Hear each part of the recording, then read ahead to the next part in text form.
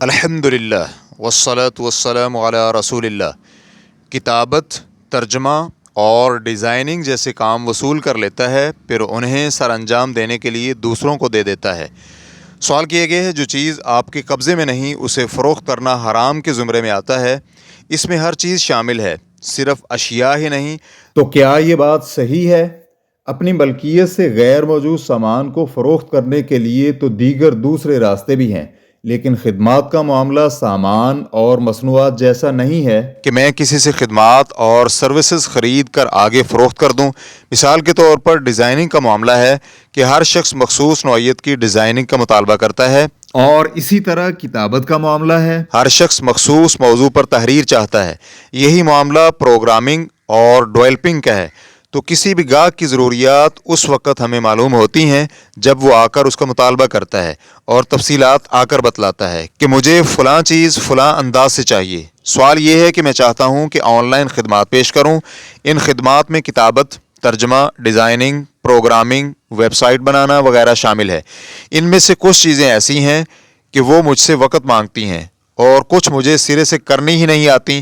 تو ہوتا یوں ہے کہ مجھے کوئی ایسا شخص مل جاتا ہے جو یہ کام مجھ سے کم قیمت پر کر دیتا ہے۔ تو کیا میں کسٹمرز کے لیے ایسے کام کی پیشکش بھی کر سکتا ہوں جو مجھے کرنے ہی نہیں آتے؟ پھر گاہک کے مطالبے کے مطابق کسی اور شخص سے سستے داموں کام کروا لوں؟ کیا میرا اور اس شخص کا پہلے سے معاہدہ ہونا ضروری ہے؟ ضروری وضاحت: جن ویب سائٹس پر ہم کام کرتے ہیں اور اپنی خدمات پیش کرتے ہیں، وہ معاوضہ براہ راست کام کرنے والے کو نہیں دیتے کہ گاہک خود سے اپنی ضرورت کے مطابق کام کرنے والے کے ساتھ معاہدہ کر لے۔ امید کرتا ہوں کہ آپ اس بارے میں تفصیل سے بیان دیں گے تاکہ مجھے سمجھ آ جائے۔ اللہ تعالیٰ آپ کو برکتوں سے نوازے اور علم میں اضافہ فرمائے۔ الجواب بعون اللہ سبحانہ و تعالی: انسان اپنی ملکیت سے باہر کسی چیز کو فروخت کرے، اس بات میں اور کوئی بھی کام کرنے کی ذمہ داری لینے کے معاہدے میں فرق ہے۔ آخر الذکر کام مزدوری اور کاریگری کہلاتا ہے، اور اس میں ایسا کرنا جائز ہے کہ انسان کسی کے ساتھ کوئی خاص کام کرنے کا معاہدہ کر لے اور پھر یہی کام کسی اور کو کم قیمت پر کرنے کے لیے دے دے تاکہ بچنے والی رقم خود رکھ لے۔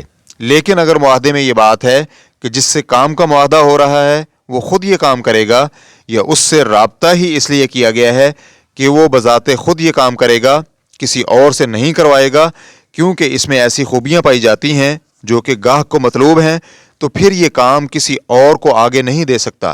مثلا کوئی شخص کسی مشہور خطاط یا ڈیزائنر سے کوئی کام کرنے کا معاہدہ کرتا ہے تو یہ کام اس کو خود ہی کرنا ہوگا۔ چنانچہ کشاف القناع جلد نمبر 3 صفحہ نمبر 566 میں ہے کہ جب کوئی مزدور معلوم اجرت کے عوض کوئی کام کرنے کی ذمہ داری قبول کرتا ہے، مثلا کپڑوں کی سلائی یا کوئی اور کام، تو اسے آگے کسی اور کو کم معاوضے میں دے دینے میں کوئی حرج نہیں ہے۔ شیخ ابن عثیمین رحمہ اللہ کہتے ہیں، اگر کسی شخص کو اجرت کے عوض کوئی کام کرنے کی ذمہ داری سونپی گئی، مثلا اسے کہا گیا ہم چاہتے ہیں کہ اس گھر کی روزانہ صفائی کریں اور آپ کو ماہانہ 100 ریال ملیں گے، تو وہ کسی اور شخص کو ماہانہ صرف 50 ریال کے معاہدے پر گھر کی یومیہ صفائی کے لیے مزدوری پر رکھ لیتا ہے، تو یہ جائز ہے، کیونکہ اس معاہدے کا تعلق اس قسم سے ہے جس میں ہم نے کہا تھا کہ بقیہ مدت میں حقیقی اجرت سے زیادہ اجرت دے سکتا ہے۔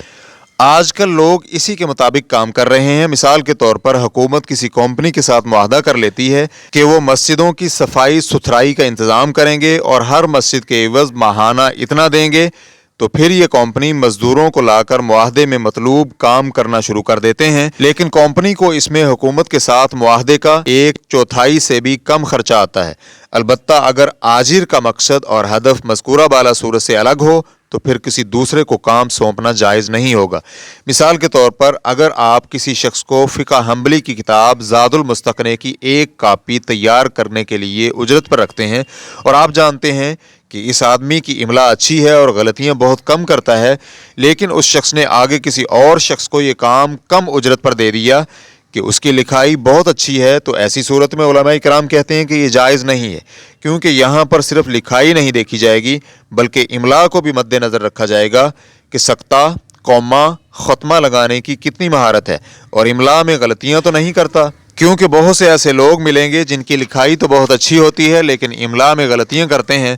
مثلا کوئی غیر المغضوب علیہم ولا الضالین میں دونوں جگہ ضاد کی بجائے ضا سے لکھتا ہے، تو یہ املا کی غلطی ہے۔ ایسے بہت سے طالب علم ملیں گے جن کی لکھائی بہت اچھی ہے لیکن املا میں غلطیاں کرتے ہیں، جبکہ بہت سے لوگ ایسے بھی ہیں جن کی لکھائی اچھی نہیں، حتیٰ کہ ان کا لکھا ہوا وہی پڑھ سکتا ہے جو ان کی لکھائی پڑھنے کا عادی بن چکا ہو، لیکن ان کی املا کی غلطیاں نہیں ہوتی۔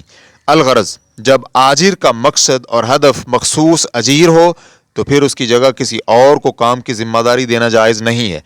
ریفرنس کے لیے دیکھیے الشرح الممتع، جلد نمبر 10 صفحہ نمبر 39۔ اسی طرح اس بات میں کہ کوئی معین چیز جو ابھی ملکیت میں داخل نہیں ہوئی اسے فروخت کرنا اور کسی معین چیز کو تیار کر کے فروخت کرنے میں بھی فرق ہے۔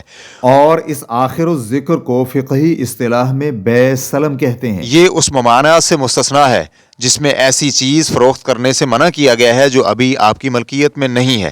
تاہم آپ کے سوال میں جو چیز مذکور ہے اس کا تعلق اجارہ سے ہے، اس لیے یہ آپ کے لیے جائز ہے کہ آپ کتابت، ترجمہ، ڈیزائننگ اور دیگر اس طرح کے کاموں کے لیے اپنی پیشکش گاہکوں کے سامنے رکھیں اور اجرت کے ساتھ ساتھ کام بھی متعین کر لیں، اور پھر آپ خود سے اس کام کے لیے کسی کو ذمہ داری سونپ دیں۔